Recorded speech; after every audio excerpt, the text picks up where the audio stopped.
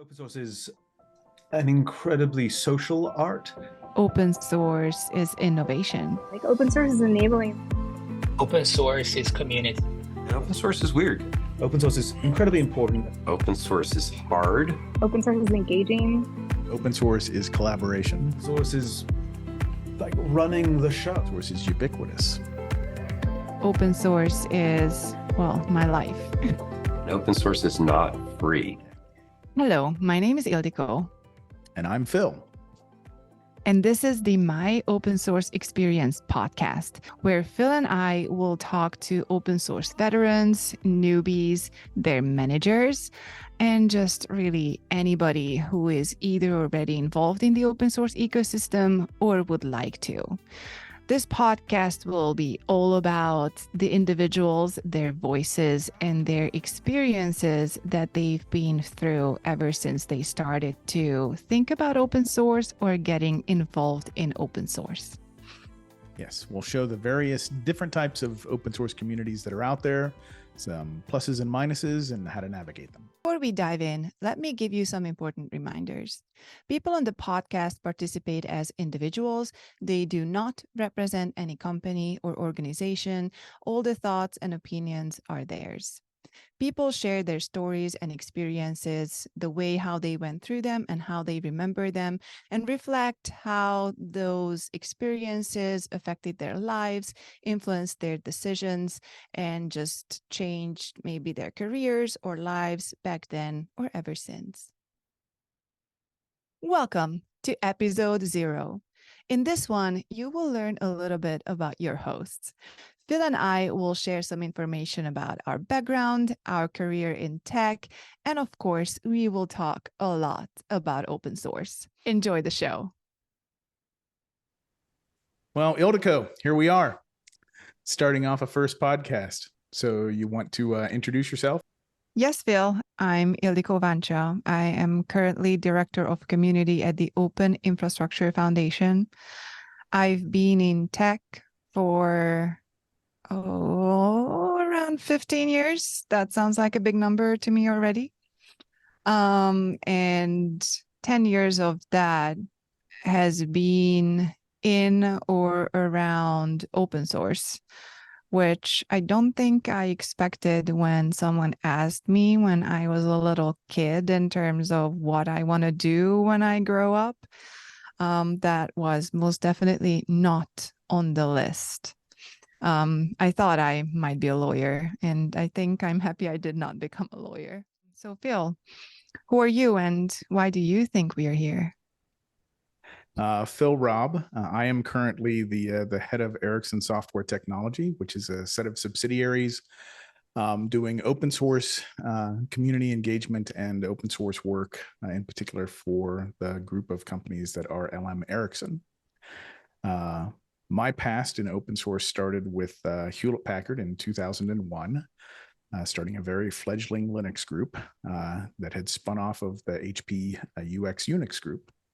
And so we were a little entrepreneurial group trying to figure out if this Linux thing was going to be real in the world of enterprise servers back again in the early 2000s.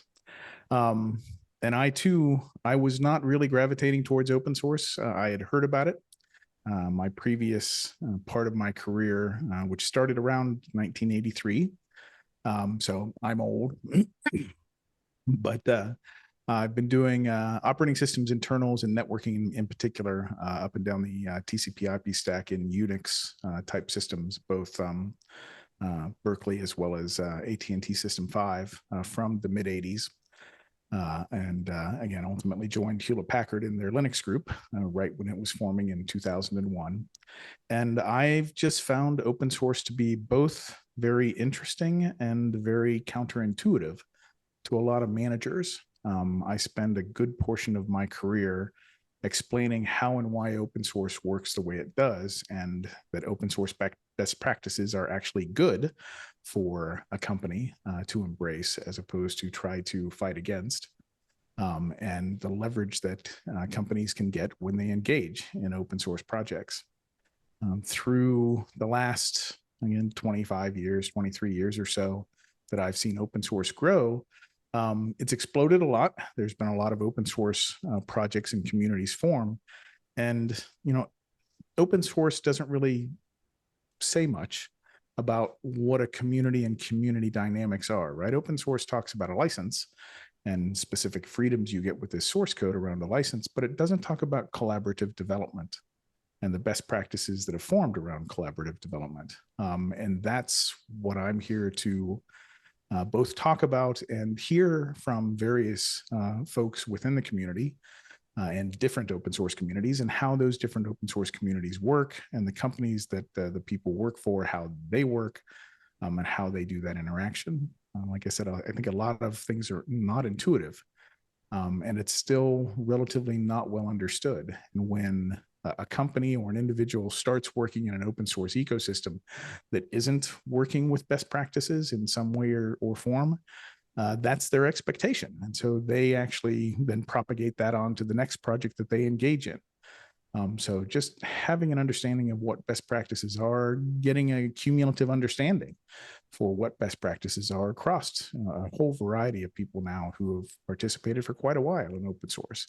I think we can learn from each other. We can be good at articulating to those who don't understand and are kind of new. So I have the hopes that having these discussions with folks and with you, Ildiko, will kind of lead us to that. And that's what I'm hoping that we get out of this.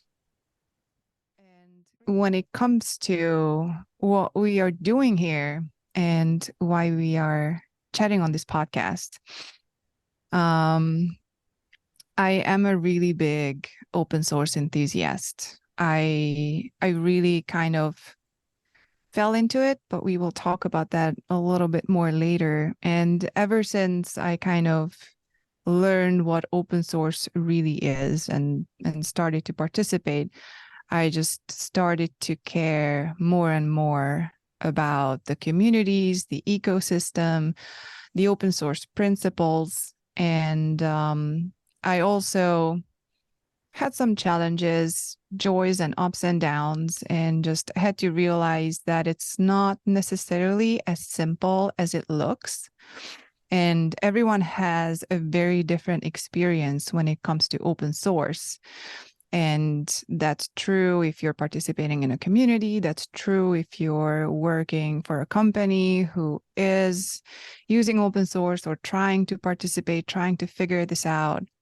And I also realized that there is a lot of information out there in terms of, what open source is, what the implications are, how to do this, but it's not always that easy to apply that to your context, to where you are, what you are trying to do. So we are kind of here to talk to people who are in contact or affected by open source in any means, and see how their experience has been, just to put open source into a more human and sometimes maybe a bit personal context. Was HB your first open source experience? It was. Outside of, I remember I was looking through a Linux book in probably 1996 or so at a bookstore, and a guy passed by and said, "Oh, Linux. Do you do Linux?" And I looked at him and said, "I don't really understand why I would ever write code for free. So no, I'm not working on Linux. I'm still a Unix guy." Obviously that opinion changed over time, but I do remember that as my first interaction with somebody about open source. And yeah, I've learned a lot and come a long way since then. That's for sure. I love that. That's a good one.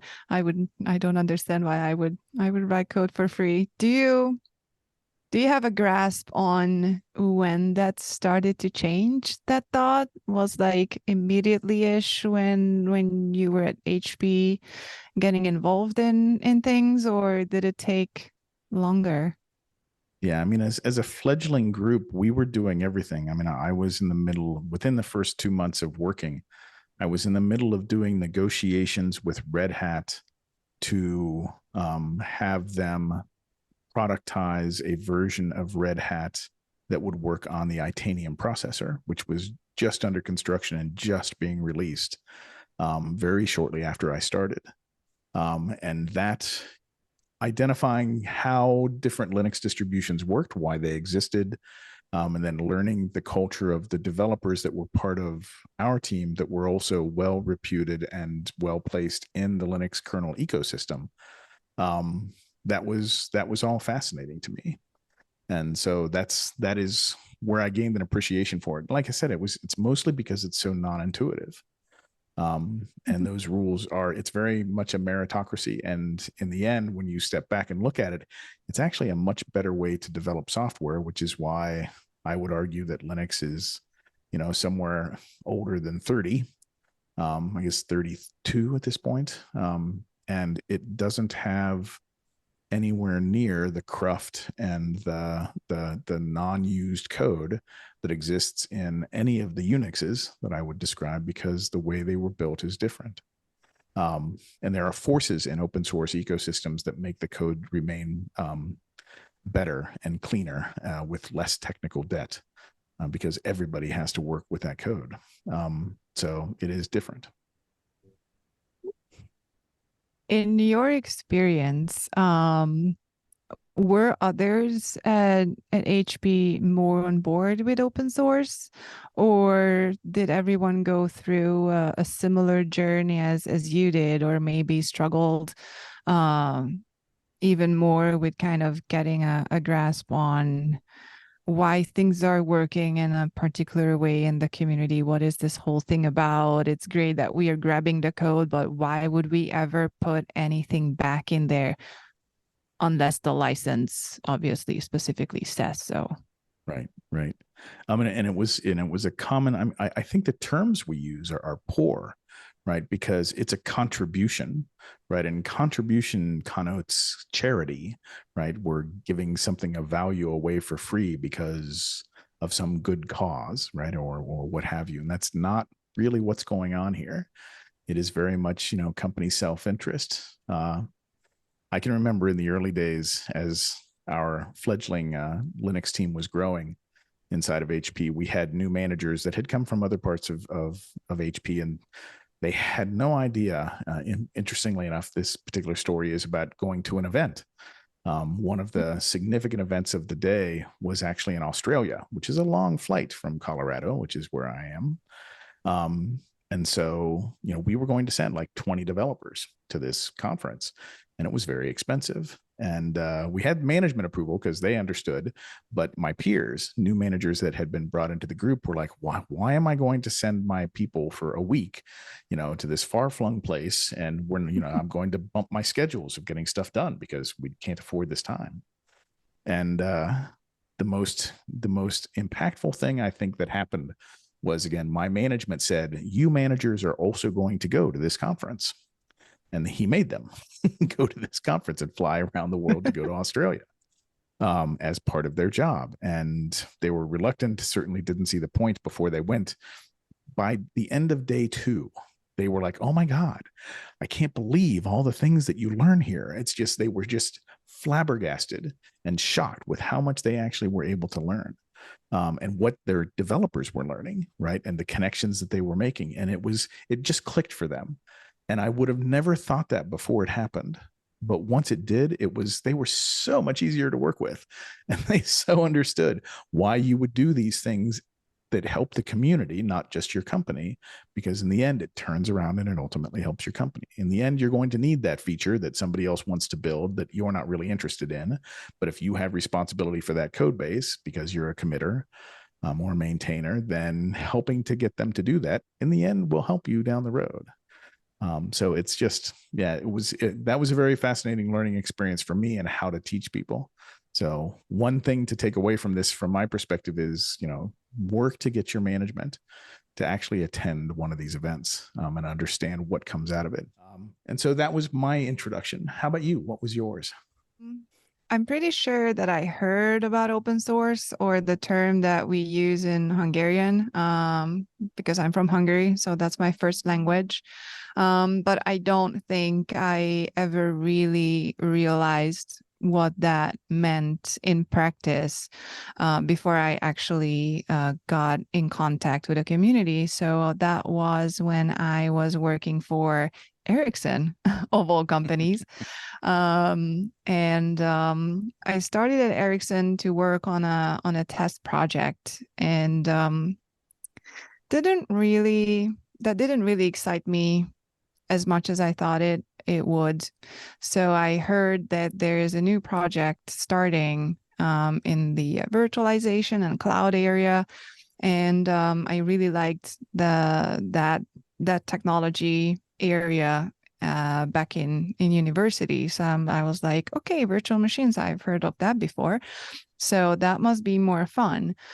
And I joined that project, and then I was told that there is this cloud software. It's called OpenStack, and I think it was the Grizzly Folsom or Grizzly release 10 years ago. And so we were told that this is what we will be using as the base for the telecom cloud platform that our team and department was working on at that time. And then I also learned that, okay, OpenStack is an open source project. Cool.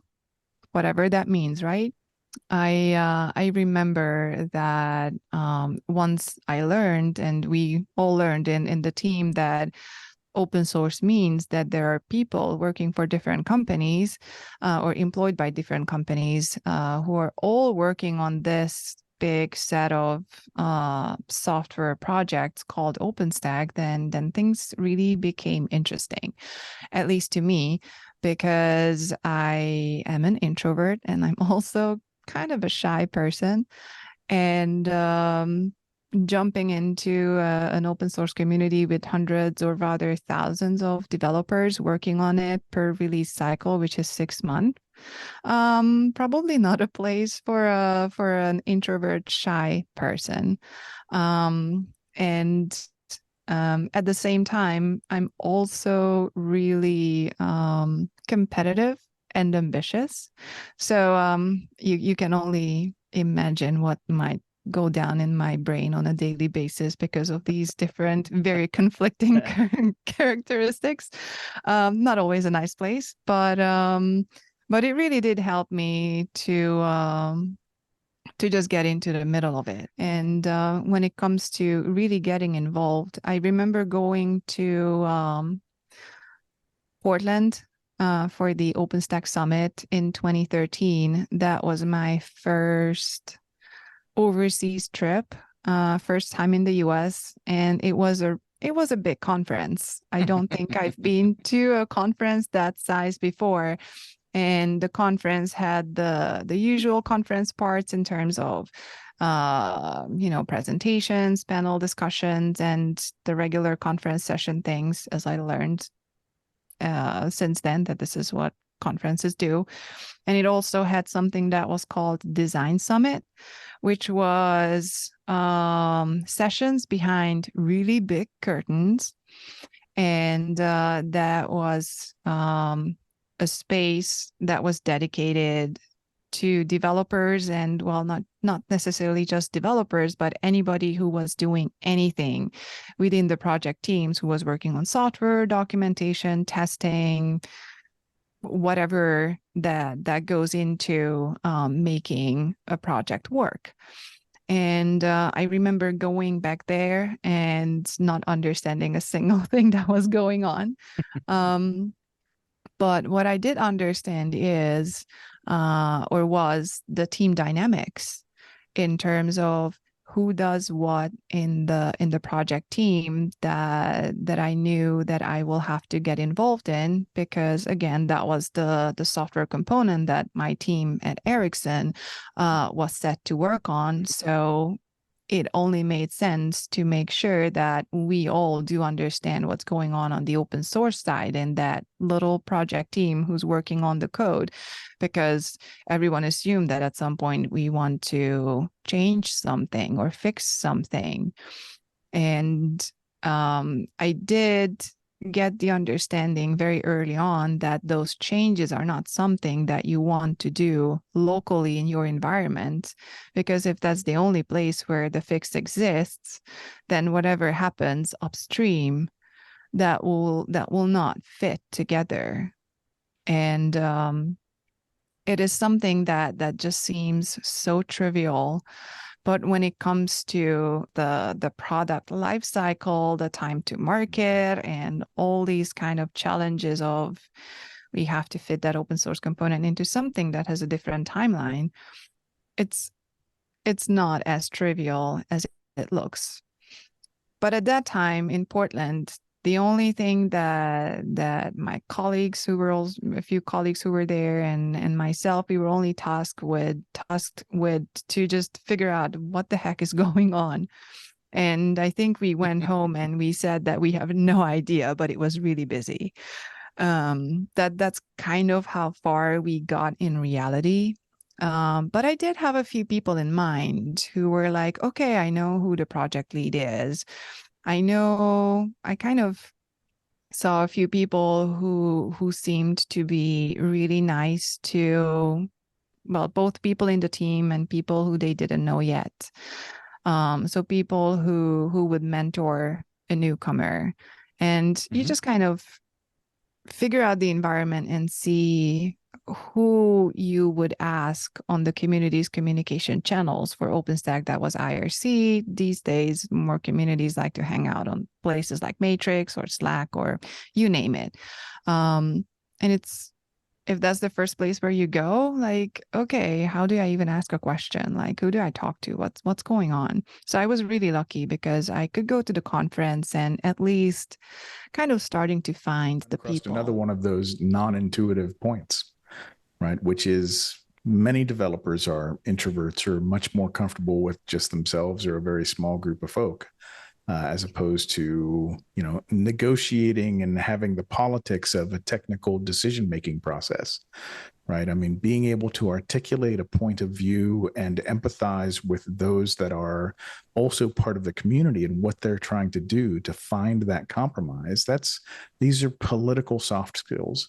And, developers, certainly I went into being a developer because I didn't want to deal with people. I was much better at dealing with machines than people. And so, having that political acumen, again, and empathy to be able to understand what others are needing. And so to be able to put your desires and your feature needs into terms that are beneficial to, again, the whole community and not just your company, that's a soft skill, right? And being able to do that and being able to build that external professional network means that those developers end up becoming significant assets to the companies that they work for. And the companies advocating that they actually build that network and build that level of connection so that it's easier for them to get features in, it's easier for them to get bugs fixed. They end up meeting more people in different communities that gives them a broader reach to be able to do those types of things for the benefit of their company. All of those are things that don't get the next feature out the door faster, which is what the companies are normally looking for. So it's that investment in the developers and the recognition of that accrual of value in that developer by letting them, if they have the acumen and the aptitude, right? Not everybody wants to be a politician in technical matters, right? But when you find the developers that do, that's something you want to cherish and protect and nurture. And that too is it's a counterintuitive thing I find when talking with a lot of folks inside of large organizations, that's not really well understood. And that's an important aspect to be nurtured. Yeah. And when I talk about the non-intuitive aspects from a business leader standpoint, one of the early challenges that I had with HP was we were going to put out a brand new server, and this new server had a new networking board, and this server was going to run both Windows, HPUX, Unix, as well as Linux. So it had a 3 operating system model. And the Linux portion was about 25% was what they were estimating would be the sales for this server. And very, very late in the distribution of this server, there was a bug found in one of these, in this most famous network card or most popular network card for this type of server. And it was a bug in the firmware. And they looked at it, and they figured out, okay, so if we just rewrite the driver a little bit so that we don't access this particular feature on the firmware, we'll be okay. So they went to the Windows team, said, hey, please fix this driver so that it doesn't do this on this card. Windows folks said yes. Went to the Unix folks and HPUX. Unix folks said yes. Came to the Linux team and said, would you make this change so that this driver doesn't access this particular firmware feature? And we said, yeah, sorry, can't do that. We, tell us when your firmware is fixed, because otherwise we're not going to be able to ship that card with Linux. And that caused quite a stir. It actually went all the way to the CEO. Because that was counterintuitive. You make this simple fix to get this product out so that you have time to market. Because anytime you're not making time to market is dollars lost for the company.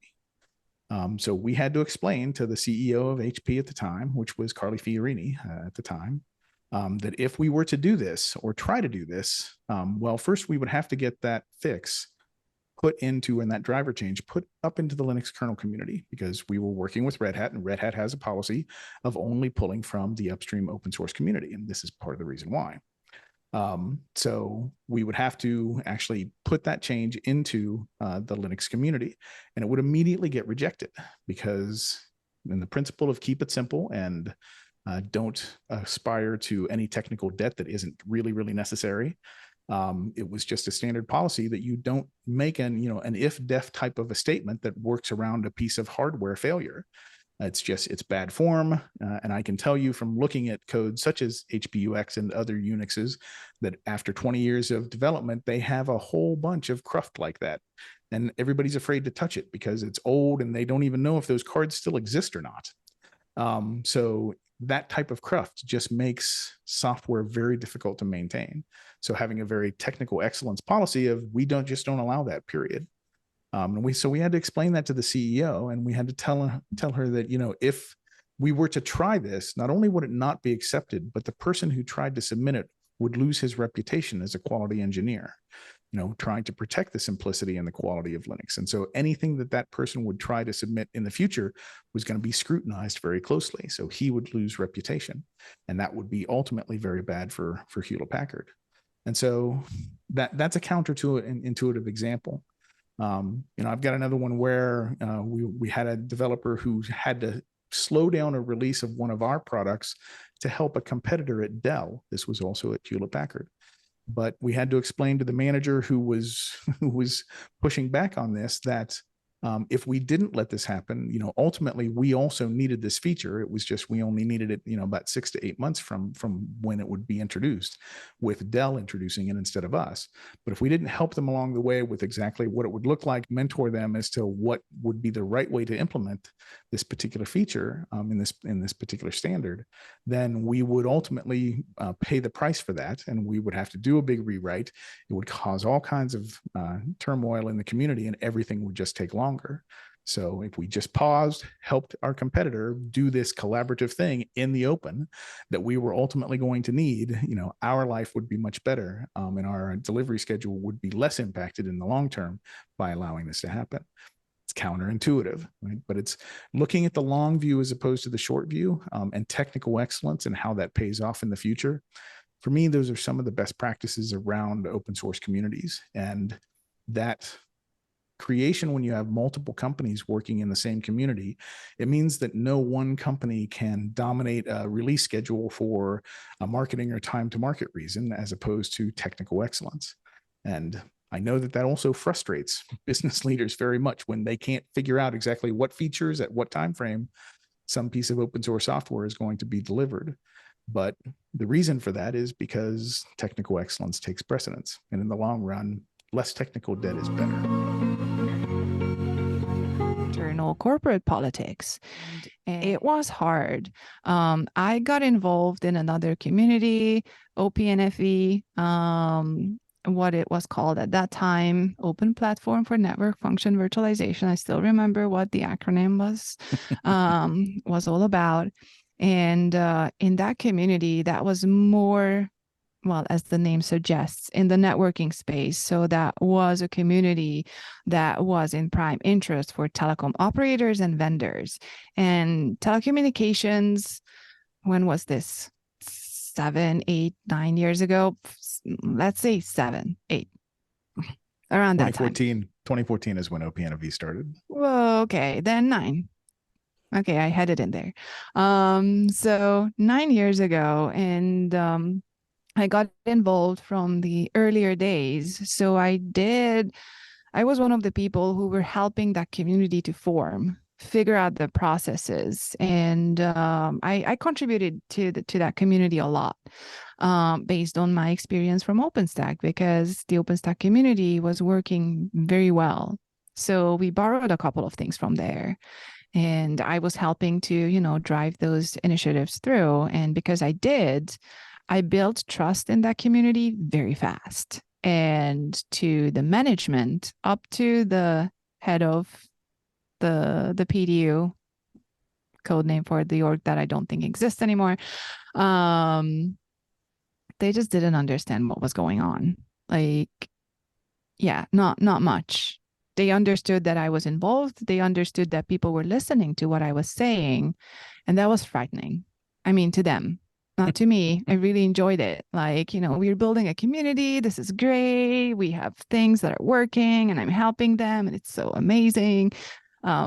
They felt good. I felt good. Everybody felt good. My managers, they did not feel good. I mean, my immediate manager, yeah, they were happy. They kind of got the idea, but at one point, it actually got to the level of me being threatened that I can't go to one of the OPNFV summits because who knows what I'm going to say there. And I'm like, when have I ever said anything that was bad for this company?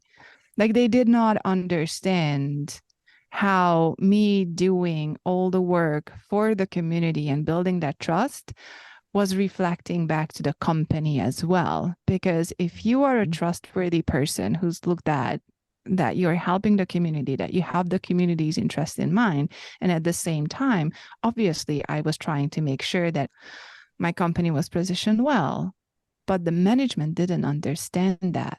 So from the internal management's perspective, I was a threat, which was to me very interesting because it showed me that I'm obviously really bad at internal corporate politics, right? Like, I obviously did not get that one right. And I disagree. I don't think you got it wrong, but you're hitting upon something else that is so very counterintuitive about open source. Before, is that true? So I was far enough up in the organization at Hewlett Packard. So I was a manager of managers at that point. And to engage in presentations and talking to the various types of vloggers and anybody else that actually participates in open source projects. When I was doing that at Hewlett Packard, and this is 2012 and earlier, I went through press training because that's what you do in a company setting, right? Developers don't speak publicly about what their company is doing, why they're involved in a project, where they would like the project to go. They don't speak in those terms because and in part because, quite frankly, the developers don't know, right? They know a relatively small piece of the overall corporate strategy. So those that are in charge of corporate messaging and from that high level, that's their domain, right? Developers stay internal. They don't talk about what it is they're doing because that's all proprietary, and that's the mindset, right? So, I mean, when you've got an organization that's just starting out into this foray, I fully appreciate and understand where they were coming from. It wasn't, it was wrong in a sense, but it's a level of trust between managers and their developers, because in the end, the managers don't have any influence in those projects. And if they want to be successful, they have to let their developers build that reputation and that that influence. And that's the only way it comes, right? And so that's, again, very counterintuitive. This is not the way corporate managers or anybody in that corporate space ever was taught how to run a business, right? That's not what you do. But that's why I find open source very intriguing. And your example is just it's point on. I fully appreciate the frustration you went through, and I fully appreciate the trepidation your managers had because they didn't understand.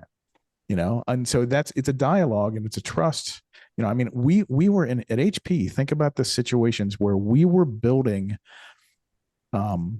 code in the Linux kernel to enable an entirely brand new processor type.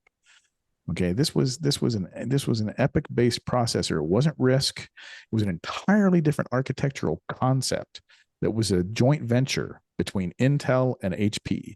So much secret, so much non-disclosure agreements everybody signed between these two companies, right, to make this new processor. Yet we have to enable that processor putting code out in the public, and we have to have developers do that, and answer questions. Well, why'd you do it this way? Well, so we went through a lot of education and describing, what's important to keep close and what's okay and fine to share with the public, and what the timing of those look like, because ultimately everything becomes public.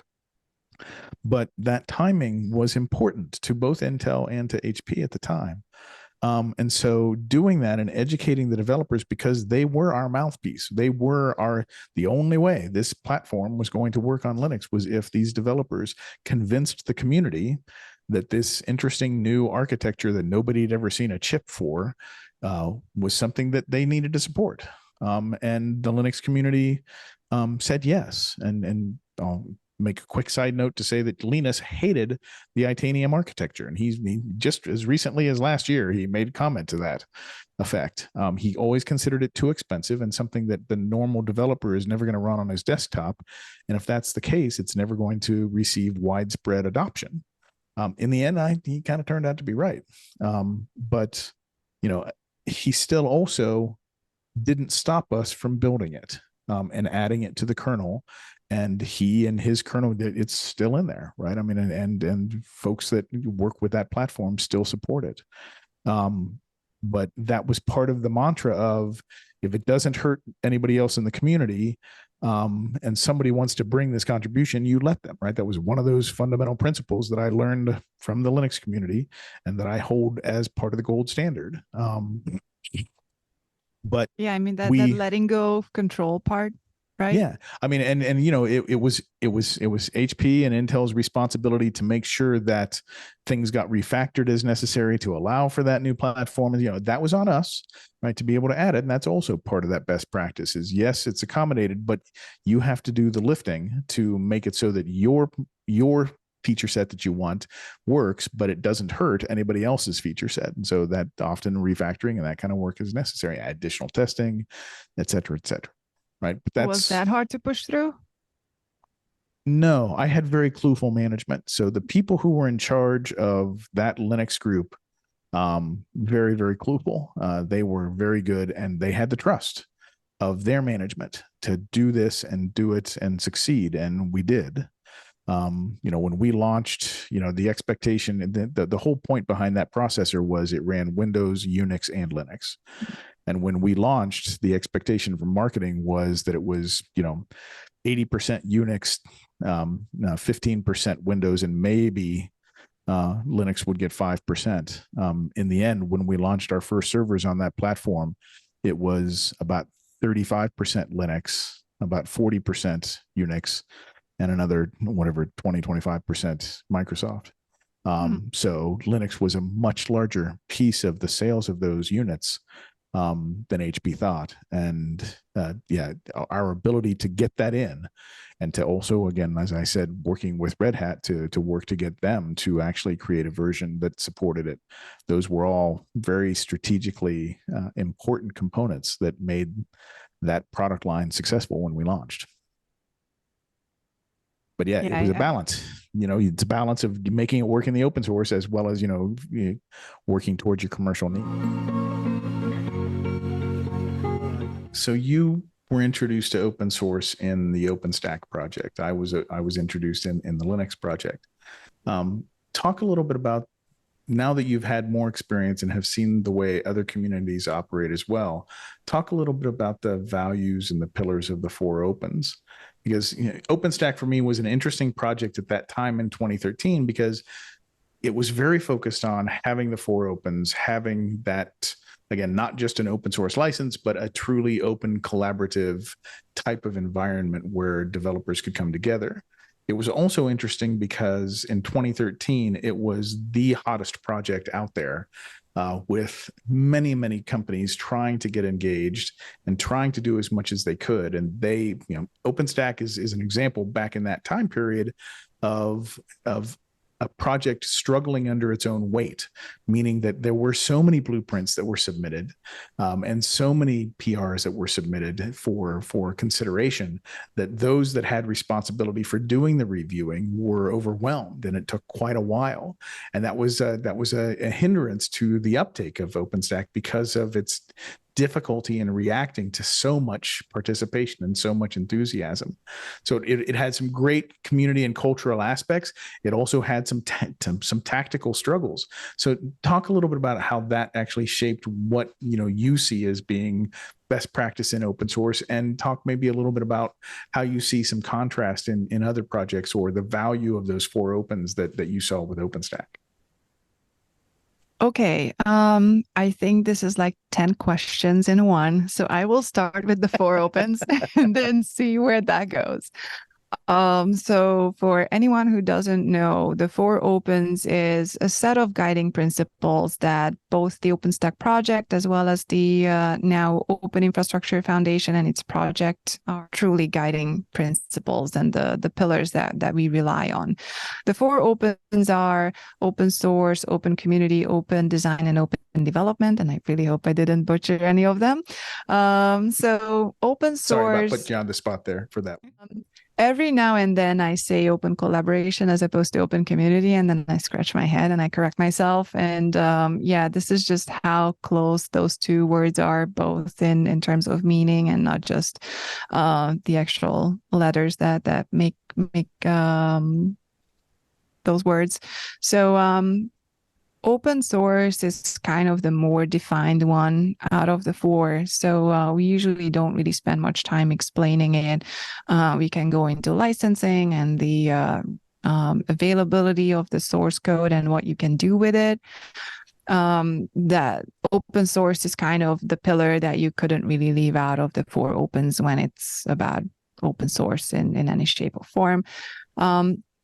So open source is about the license and the availability of the code and artifacts. And the other three pillars are really what make collaboration up, I think, in the sense that you have open community to really state that a community has to be a welcoming environment. They have to be open to have anyone joining and participating, and work on the shared goals that particular community has. And when it comes to the other two, open design and open development, those are pointing to the processes that the communities are using in terms of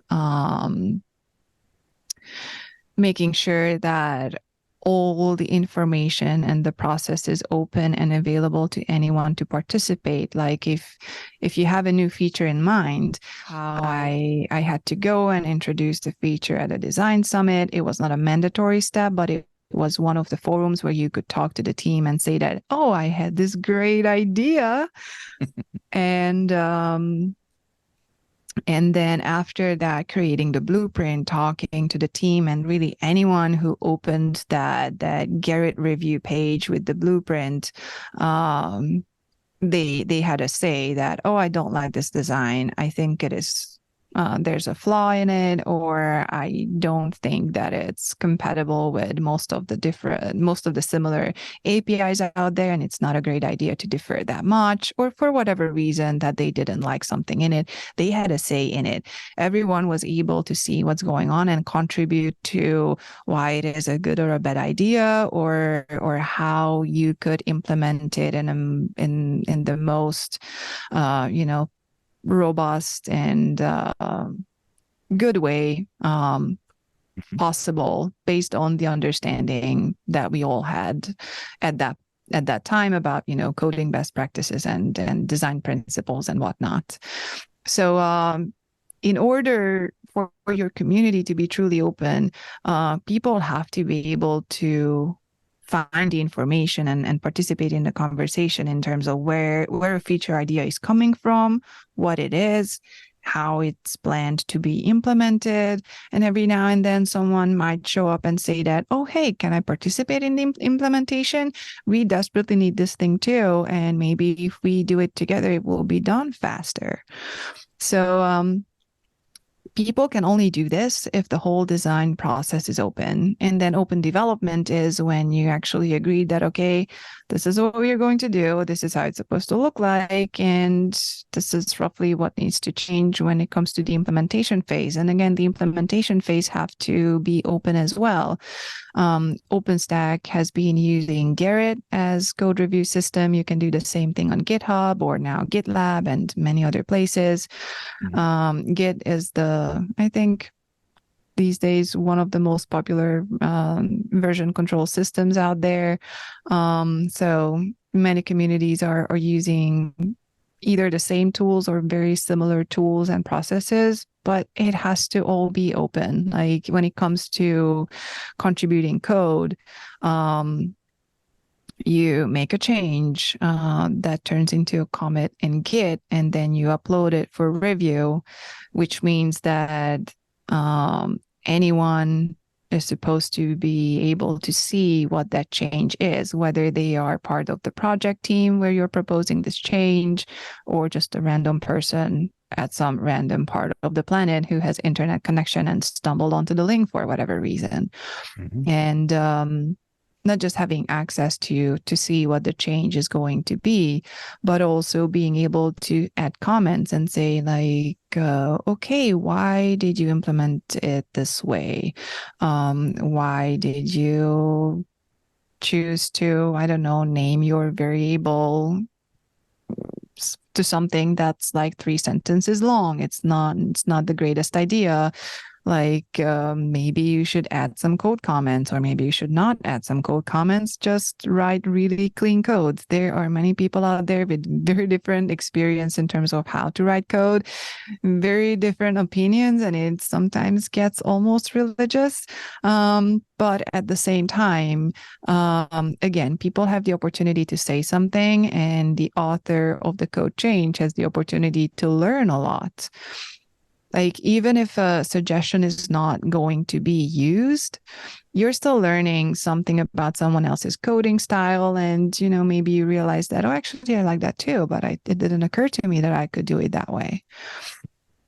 And when it comes to the 4 opens, for the opening for foundation communities, it is really fundamental, because I think everyone understands at some point that if you keep things back and you keep things closed, it's just going to hurt you. It's going to hurt your community.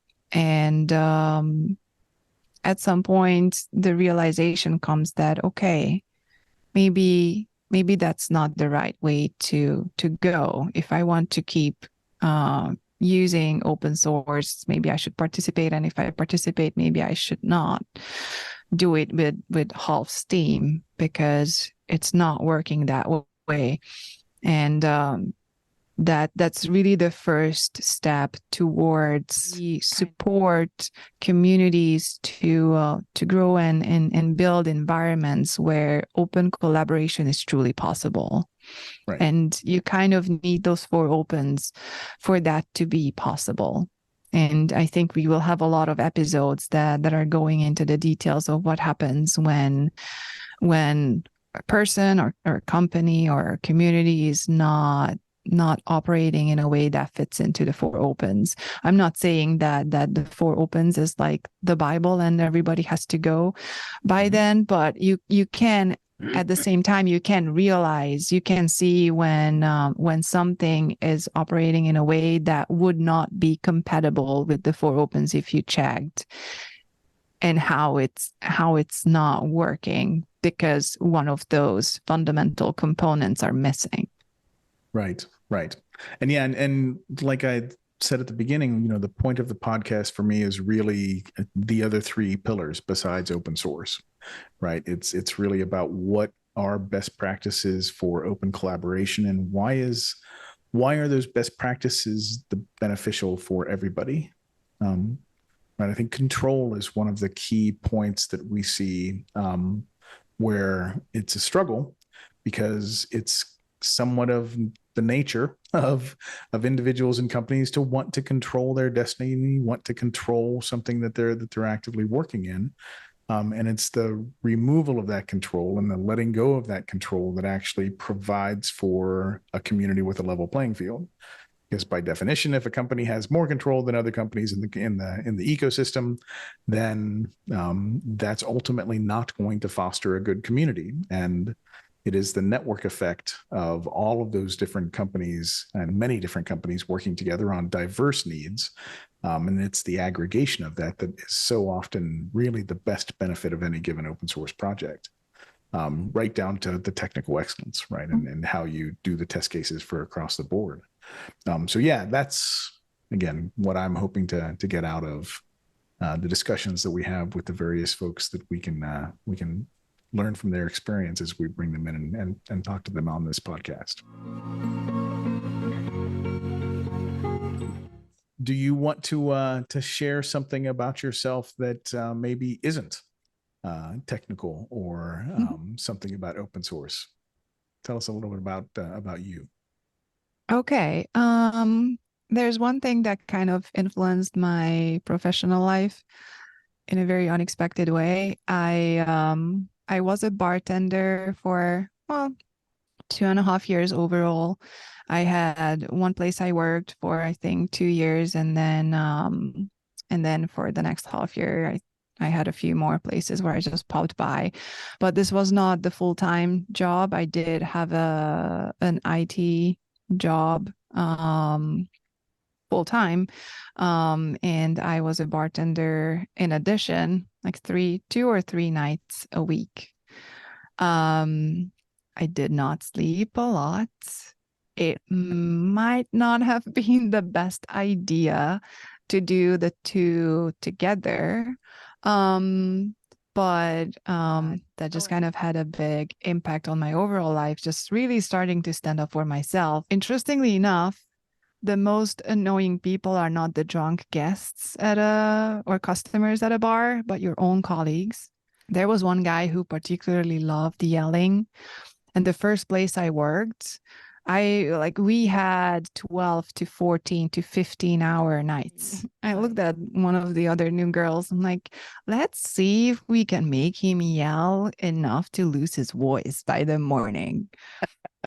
I mean, you can go two ways. One, take it really personally and become like a shadow of yourself and feel this little. But I honestly, up until today, don't really understand where that thought and just like what made me just really flip the switch. My mother up until today doesn't understand how I can get up on stage and give presentations. I was part of a keynote demo once that was watched live. Like 3,000 people were in the audience that day. It's not who I was when I grew up. I grew up on a farm as an only child.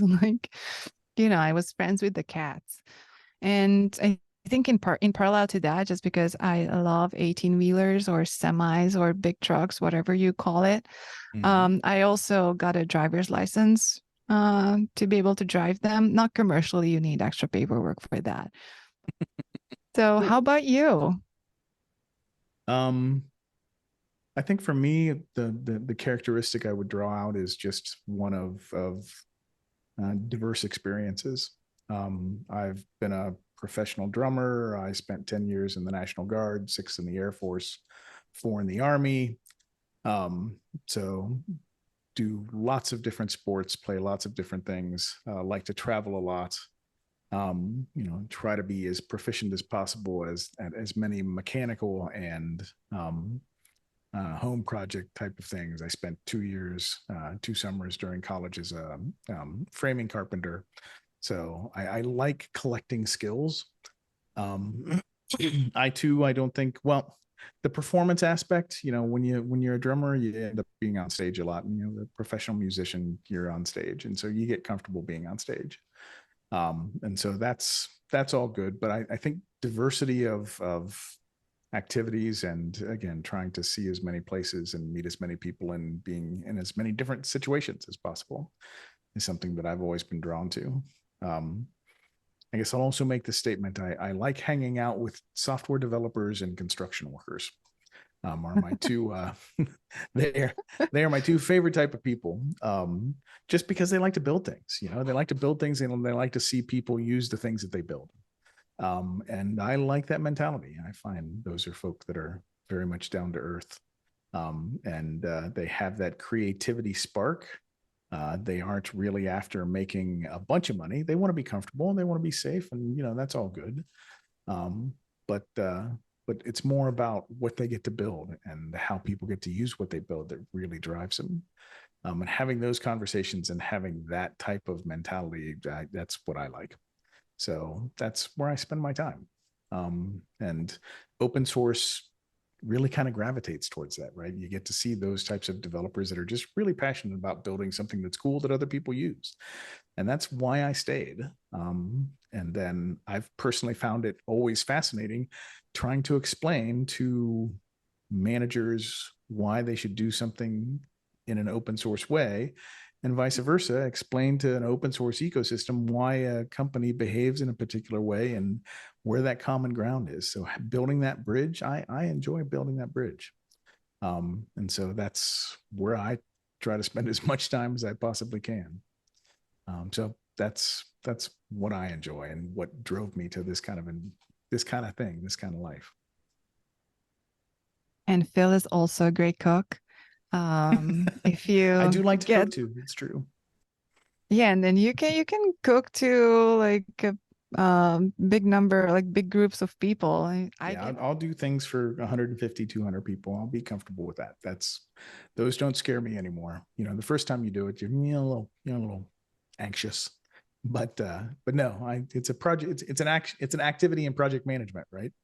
And timing, and you build your little in your brain, you build your little project chart on what your dependencies are and what your parallel things are. It's just a project management activity. But yeah, I do like to cook. Yeah, so if Phil invites you to barbecue, don't say no. You would be missing out on a lot.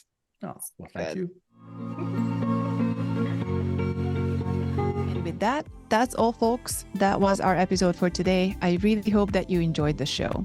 This season is full of very interesting topics like open source in academia, mentorship programs, how you design and develop infrastructure in a project together with thousands of people, and a really interesting one, money in open source. Stay tuned because the next episode is just around the corner. That was my first experience. Oh, I loved it. Y'all had me telling stories that I haven't even thought about. And Thank you so much for having me here. It was a pleasure. Like, I will have coffee with the two of you any day for the rest of my life. Like